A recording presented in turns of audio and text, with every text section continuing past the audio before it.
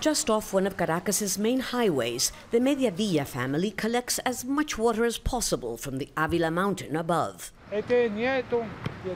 This is my son.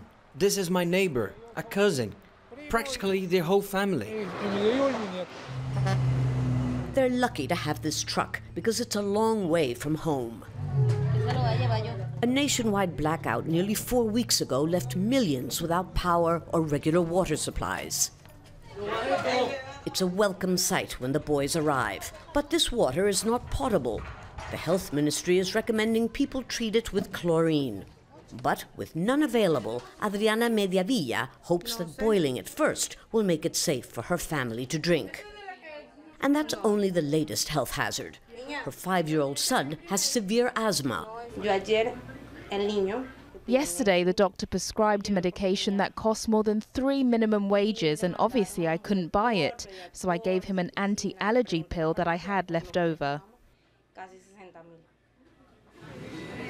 Venezuelan hospitals are full of people in desperate need of medicine and treatment, in many cases for diseases that had been eradicated, such as diphtheria and measles. But in the absence of vaccines, in the last 2 years, they've returned.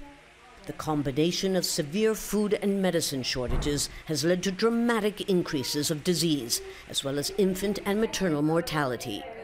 Dr. Maria Graciela Lopez says the increased consumption of untreated water in the last 3 weeks is making an already catastrophic situation worse. We don't have the precise numbers yet, but we know that in the public and private hospitals, there's been an acute increase of cases of severe diarrhea that require hospitalization, including children under 2 years of age, which can be fatal. At this public hospital, parents queue to try their luck at the pharmacy, hoping to find the medicine they can't pay for elsewhere.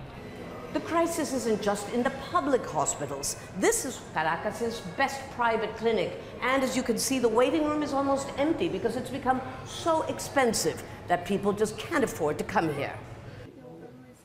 Local and international public health experts describe the crisis as a complex humanitarian emergency.